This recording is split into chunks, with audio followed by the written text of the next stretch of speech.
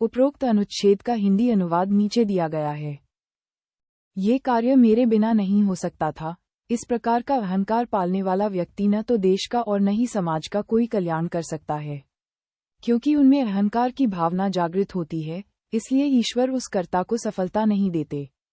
इसलिए स्वार्थ का त्याग करनी, स्वार्थ भाव से समाज सेवा के कार्य में लग जाना चाहिए और समाज सेवा करते समय यदि किसी भी प्रकार की विपत्ति आए तो उसका डटकर सामना करना चाहिए। किसी भी संकट से घबराकर पीछे नहीं हटना चाहिए, बल्कि साहस के साथ आगे बढ़ना चाहिए। यदि इस तरह से समाज सेवक संगठित होकर आपसी भेदभाव भूलकर तन, मन और धन से सेवा कार्य में कंधे से कंधा मिलाकर जुट जाएंगे, तो कुछ ही दिनों में समाज का उज्जवल भविष्य दिखाई देगा।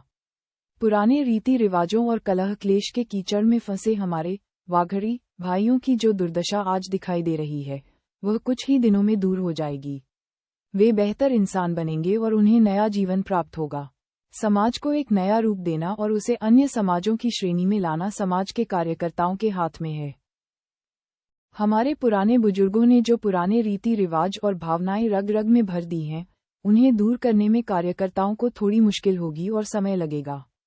लेकिन हमें पूर्ण विश्वास है कि देश विदेश में रहने वाले हमारे सभी बुजुर्ग और मार्गदर्शक समाज के लिए प्रेरणा बनकर उन्हें नए युग की मुख्यधारा में लाने का प्रयास करेंगे।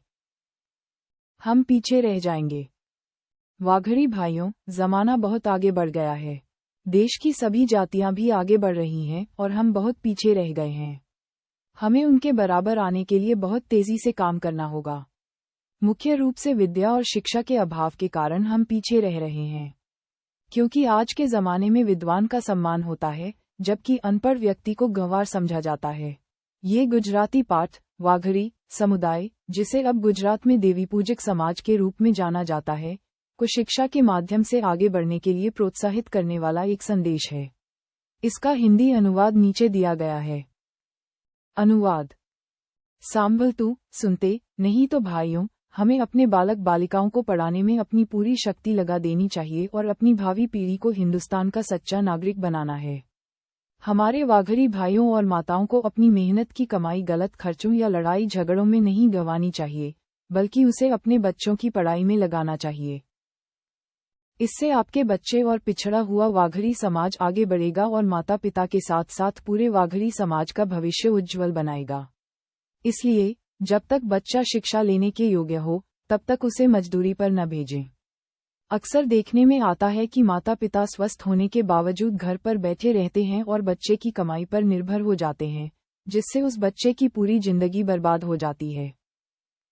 बच्चे पैदा करने में तो हम दुनिया के साथ कदम से कदम मिलाकर चल रहे हैं, लेकिन उन्हें शिक्षा देने में हम 95% पीछे रह गए हैं। शिक्षित न होने के कारण हमारे बच्चे बड़े होकर अच्छे लोगों की नकल तो करते हैं, जैसे बाल बढ़ाना या कोट पेंट पहनना, लेकिन विद्या के अभाव में उनका फैशन और उनकी जीवनशैली उनके माता पिता के जीवन को बर्बाद कर देती है। वे धरती और समाज पर बोझ बन जाते हैं। अज्ञानता के कारण बच्चे गलत काम करते हैं, जिससे समाज पर कलंक लगता है। इसलिए भाइयों, हमारे वाघरी भाई गांवों या शहरों में जहां भी रहते हों, उनसे सर्वोदय वाघरी समाज की पुरजोर अपील है कि अपने बालक बालिकाओं को तत्काल स्कूल भेजें। इससे आपके बच्चे समाज के सिरमौर बनेंगे और आज़ादी के हिस्सेदार बनेंगे। बिखरे हुए समाज को एक सूत्र में पिरोकर वाघरी समाज का संगठन मजबूत करें और अपनी कीर्ति फैलाएं।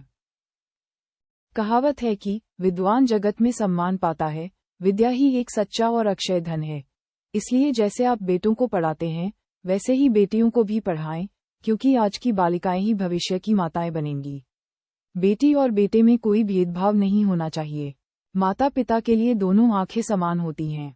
बेटा हमारे घर रहेगा, लेकिन बेटी को दूसरे घर, ससुराल, जाना है। जैसे गाय को खूंटे से बांधा जाता है, वैसे ही उसे भी विदा करना होगा। इस पाठ का हिंदी में अनुवाद नीचे दिया गया है। यदि उनमें, स्त्रियों में, विद्या और अच्छे गुण नहीं होंगे, तो वे दूसरों के ताने और धक्के सहती रहेंगी और मूक पशुओं की तरह अपना जीवन व्यतीत करेगी। उनकी संतानें भी अशिक्षित रहेंगी, जिससे वे पूरे समाज पर बोझ बन जाएंगी। यदि पुरुष शिक्षित हों और स्त्रियां अनपढ़ हों, तो समाज की गाड़ी नहीं चल सकती। इसलिए जब माताएं शिक्षित होंगी, तभी वे अपनी संतानों को सुसंस्कृत और नीतिवान बना पाएंगी। अतः यदि समाज में सुधार लाना है, तो स्त्रियों की शिक्षा भी मुख्य है। इसलिए उन्हें भी शिक्षा के क्षेत्र में आगे बढ़ने देना चाहिए। समाज की सच्ची सेवा स्त्री ही कर सकती है। वर्तमान में श्रीमती विजयलक्ष्मी पंडित भी एक स्त्री ही हैं, जो देश के लिए इतने प्रयास कर रही हैं। इसी प्रकार मणिबेन पटेल भी देश के लिए कितना त्याग कर रही हैं। राम, कृष्ण और शिवाजी को जन्म देने वाली भी स्त्री ही थी। आज के युग में महात्मा गांधी, राष्ट्रपिता जवाहरलाल नेहरू और सरदार पटेल जैसे राष्ट्र नेताओं को जन्म देने वाली भी संस्कारी माताएं ही हैं। इसलिए यदि स्त्रियों में अच्छे गुण होंगे और वे शिक्षित होंगी, तो वे समाज को ऊपर उठाने में हमारी बहुत मदद करेगी। अतः स्त्री समाज में प्रौढ़ शिक्षा और उनके शिक्षण का घर घर प्रचार जारी रखना चाहिए। इसी से हमारे समाज का भविष्य उज्ज्वल होगा। KMK 9 तालुकों और उप कार्यालय वाघड़ी सर्वोदय समाज की ओर से ये कानून सुधारा गया है और पारित किया गया है। शिक्षा का विकास। दिनांक 1 जून 94 को संशोधित। वाघड़ी जाति को अज्ञानता के अंधकार से बाहर निकालने के लिए शिक्षा को बढ़ावा देना बहुत आवश्यक है। हमारे समाज की बहनें शिक्षा में पीछे रह गई हैं, जिसके कारण आज तक वाघड़ी जाति सरकार में अपनी भागीदारी से वंचित रही है।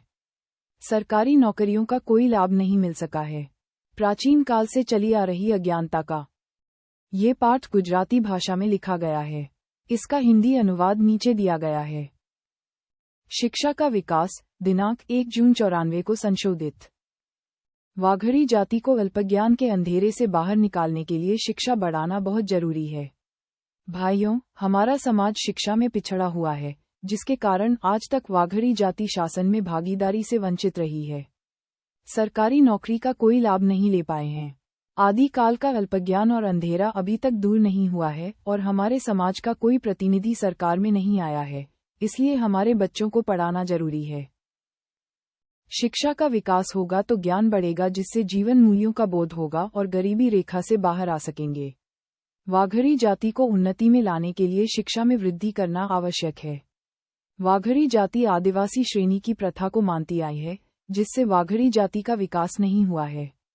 ज्यादा से ज्यादा बच्चों को पढ़ाओ तो हमारे समाज के बच्चों का भविष्य उज्ज्वल होगा।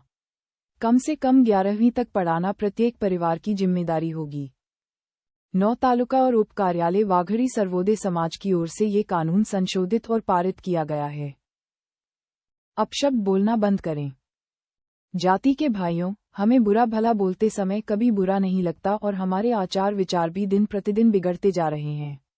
रहन सहन पशुओं जैसा होता जा रहा है। जब तक हम अच्छा बोलना नहीं सीखेंगे तब तक हमारी उन्नति होना असंभव है। आज हमसे निम्न वर्ग के लोग भी हमारी अभद्र भाषा सुनकर हमें नीचा समझते हैं।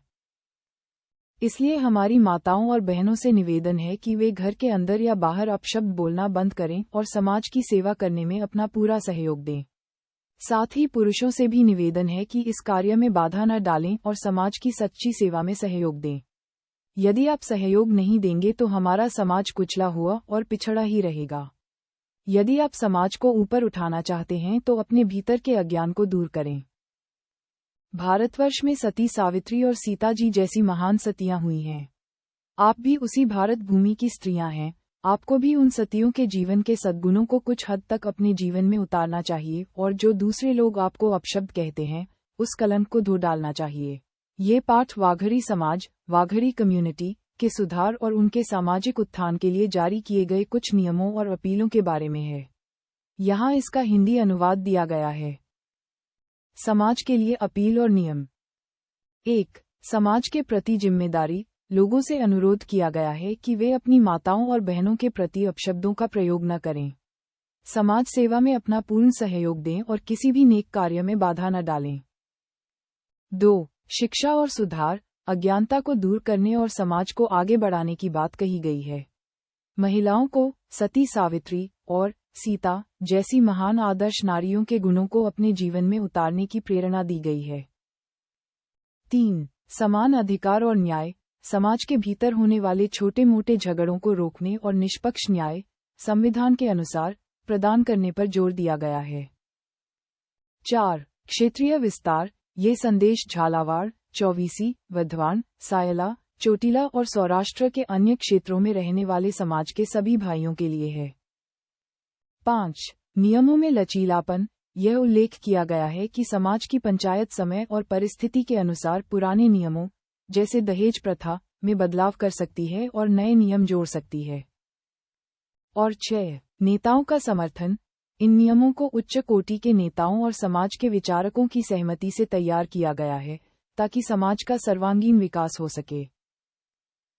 मुख्य संदेश। ये दस्तावेज समाज में कुरीतियों को मिटाने, एकता बनाए रखने और प्रगतिशील नियमों का पालन करने का एक आह्वान है। ये पाठ सामाजिक सुधार और सामुदायिक नियमों के बारे में है। यहाँ इसका हिंदी अनुवाद दिया गया है। अनुवाद। फैसले की 2 प्रतियां बनानी चाहिए। एक प्रति उसे दी जानी चाहिए जिसने मामला रखा है और दूसरी उस कार्यालय में रखनी चाहिए जिसने फैसला किया है। फैसले का पूरा विवरण लिखना आवश्यक है। सौराष्ट्र में भी एक शाखा कार्यालय खोलना जरूरी है। अधिक जनसंख्या वाले शहरों में 5 या 10 पंचायतों को चुनौती देकर उनके मुख्य कार्यालय में भेजना आवश्यक है। वाघरी पंचायती कार्यालय में झूठे गवाह या सबूत लेकर किसी निर्दोष व्यक्ति को परेशान करने के लिए मामला दर्ज नहीं करना चाहिए। यदि झूठा मामला दर्ज कर किसी व्यक्ति को परेशान किया जाता है और वह मामला झूठा साबित होता है, तो उसका हर्जाना और खर्च मामला दर्ज करने वाले को ही भुगतना होगा। ऐसा व्यक्ति पंचायत का गुनहगार माना जाएगा। यदि किसी गांव में पानी भरते समय किसी लड़की से कोई विवाद होता है, तो केवल उसी लड़की के खिलाफ शिकायत करनी चाहिए जिससे विवाद हुआ हो। अन्य लड़कियों या रिश्तेदारों को परेशान नहीं करना चाहिए। जहां समस्या उत्पन्न हुई हो, वहीं उसका समाधान किया जाना चाहिए। विवादों के विरोध में गांव को बस की सुविधा और लड़कियों की मांगों पर विचार करना चाहिए। 10-20 गांवों के समूह में एक छोटी शाखा खोलनी चाहिए जहां पंचायत मामलों की सुनवाई कर सके और फैसले ले सके। पंचायतों का चुनाव निष्पक्ष रूप से किया जाएगा। मामला दर्ज कराने वाले व्यक्ति के लिए घटना का सही विवरण लिखकर पंचायत को देना आवश्यक है।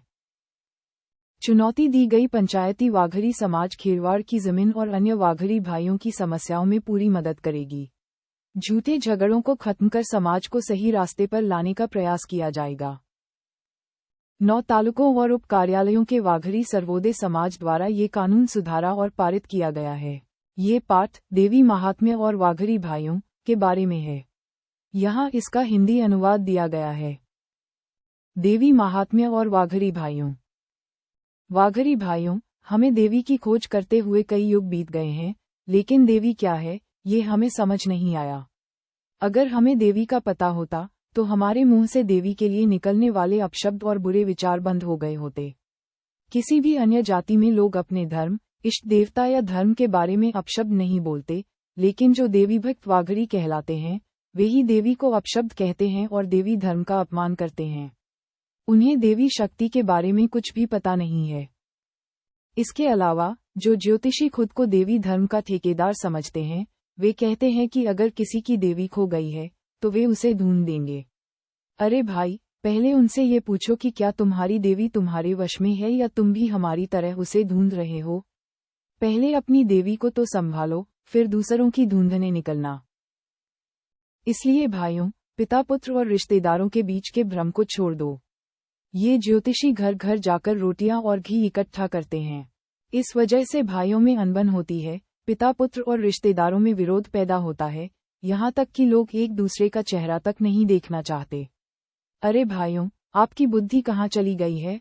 ऐसे भ्रम के जाल में फंसकर आपने अपनी बुद्धि और लक्ष्मी दोनों खो दी हैं। अरे भाई, देवी तो आपके भीतर ही विराजमान है। आपकी दैवीय शक्ति और धर्म एक ही हैं। उन्हें अलग मानकर आपस में लड़ने से आप मंदिर को अपवित्र कर रहे हैं। मुख्य संदेश। ये लेख समाज को अंधविश्वास और पाखंडी ज्योतिषियों से दूर रहने तथा वास्तविक भक्ति और एकता को अपनाने का संदेश देता है। ये पाठ देवी धर्म और आध्यात्मिक जागृति के महत्व के बारे में चर्चा करता है। इसका मुख्य सारांश हिंदी में नीचे दिया गया है। 1. देवी की सर्वव्यापकता। इसमें बताया गया है कि देवी प्रत्येक व्यक्ति के भीतर विराजमान है। अपनी दैवीय शक्तियों को जागृत करके व्यक्ति को ये समझना चाहिए कि सभी देवी धर्म एक ही हैं। 2. सच्ची भक्ति। व्यक्ति को सुबह शाम देवी की पूजा, हवन और आरती करनी चाहिए। प्रार्थना के माध्यम से बुद्धि की पवित्रता और आत्मिक शक्ति को जागृत करने का आग्रह किया गया है, ताकि अज्ञानता का अंधकार दूर हो सके। 3. कर्म और भाग्य। पाठ इस बात पर जोर देता है कि जीवन में सुख दुख और स्वास्थ्य बीमारी शरीर के धर्म हैं। मनुष्य को अपने कर्मों का फल स्वयं भोगना पड़ता है, इसलिए अपनी परेशानियों के लिए देवताओं को दोष देना मूर्खता है। और 4. सामाजिक नियम और दंड। अंत में वाघड़ी सर्वोदय समाज पंचायत द्वारा लिए गए कुछ सामाजिक निर्णयों का उल्लेख है। इसमें पुराने लेन देन और मंदिरों की पवित्रता बनाए रखने के संबंध में नियम बताए गए हैं। नियमों का उल्लंघन करने पर जुर्माने का प्रावधान है, जैसे 1001 रुपीस पर का दंड, जिसका एक हिस्सा गांव के नुकसान की भरपाई और दूसरा हिस्सा पंचायत कार्यालय के लिए निर्धारित है। ये दस्तावेज वाघड़ी सर्वोदय समाज द्वारा बनाए गए सामाजिक नियमों और सुधारों का विवरण है। चुने गए अनुभाग का हिंदी अनुवाद नीचे दिया गया है। देवी धर्म और सामाजिक नियम, पृष्ठ 11। 1. धर्म की रक्षा। यदि कोई व्यक्ति देवी धर्म को नुकसान पहुंचाता है या नास्तिकता फैलाता है, तो उस पर सख्त कानून लागू किए जाएंगे। उसे पंचायत की अवहेलना करने का दोषी माना जाएगा। 2. सामाजिक बहिष्कार। अपराधी व्यक्ति को पंचायत और समाज से बाहर कर दिया जाएगा। यदि कोई अन्य सदस्य उसके साथ संबंध रखता है, तो उस पर भी 51 रुपये का दंड लगाया जाएगा। और 3. लेन देन के नियम। पुराने या नए किसी भी प्रकार के लेन देन के विवादों को पंचायत में बुलाकर सुलझाया जाएगा। किसी भी व्यक्ति को आपसी विवाद के कारण दूसरों को परेशान करने की अनुमति नहीं है। संशोधन, दिनांक 1 जून 1894। जुर्माना। यदि कोई देवी धर्म या समाज की परंपराओं, जैसे चंदरवा, को नुकसान पहुंचाता है, तो उसे 10,000 रुपये गांव के नुकसान की भरपाई के रूप में और 10,000 रुपये जाति नाती को दंड के रूप में देने होंगे। नियमों का उल्लंघन। यदि कोई घा ना पाना, मटके के पानी परंपरा को तोड़ता है, तो उस पर भी समान रूप से 10,000 रुपये का जुर्माना लगाया जाएगा। बेटियों के भविष्य, जोश, के संबंध में विवरण। 1. उद्देश्य। समाज में बेटियों की शादी के बाद होने वाले झगड़ों और जोश, भविष्यवाणी या शगुन के नाम पर होने वाली परेशानियों को रोकने के लिए यह नियम बनाया गया है। 2. नया कानून। शादी के बाद ससुराल पक्ष को 101 रुपये की एक निश्चित राशि दी जाएगी। इसके बाद ससुराल वाले जोश या किसी अन्य शगुन के नाम पर बहू या उसके मायके वालों को परेशान नहीं करेंगे। और 3. दोषी पर कार्रवाई। यदि ससुराल पक्ष मायके वालों को बेवजह परेशान करता है, तो पंचायत उन्हें दोषी ठहराएगी और समाज द्वारा उचित दंड दिया जाएगा। सूचना। यह एक ऐतिहासिक सामाजिक दस्तावेज का अनुवाद है। इसमें उल्लेखित दंड की राशियां उस समय के नियमों के अनुसार हैं। ये दस्तावेज सर्वोदय वाघड़ी समाज द्वारा अपनी बेटियों के विवाह और सगाई से संबंधित सामाजिक नियमों और कानूनों के बारे में है। यहाँ इसका मुख्य हिंदी सारांश दिया गया है। बेटी के विवाह, जोश, के नियम। 1. उद्देश्य। समाज में होने वाले झगड़ों और परेशानियों को कम करना। 2. कानून। ये सर्वसम्मति से तय किया गया है कि शादी के बाद यदि कोई समस्या आती है, तो बेटी के ससुराल वाले 101 रुपीस पर पेरियो देंगे। इसके बाद ससुराल वालों को बेटी या उसके मायके वालों को किसी भी तरह से परेशान करने या उन पर रोक टोक लगाने का अधिकार नहीं होगा। और 3. सुरक्षा। यदि ससुराल पक्ष बेटी को परेशान करता है, तो उन्हें वाघड़ी पंचायत द्वारा दोषी माना जाएगा और उचित दंड दिया जाएगा। सगाई, सगपण, के नियम। 1. सगाई की रस्म। सगाई के समय लड़के का पिता लड़की के पिता को 25 रुपीस पर और एक चुनरी देगा। इसके अलावा दहेज का कोई अन्य लेन देन नहीं होगा। 2. सगाई तोड़ना। यदि लड़की का पिता सगाई तोड़ता है, तो उसे लड़के के पिता को 50 रुपीस पर लौटाने होंगे। यदि लड़के का पिता सगाई तोड़ता है, तो उसके द्वारा दिए गए 25 रुपीस पर वापस नहीं मिलेंगे। 1. सामाजिक दंड। समाज के इन नियमों का उल्लंघन करने वाले किसी भी व्यक्ति पर 125 रुपीस पर का जुर्माना लगाया जाएगा। यदि कोई फिर भी समाज का अपमान करता है, तो उसके खिलाफ सरकारी कानूनी कार्रवाई की जाएगी। संशोधन तिथि। यह नियम 1 जून 1994 को संशोधित किए गए थे।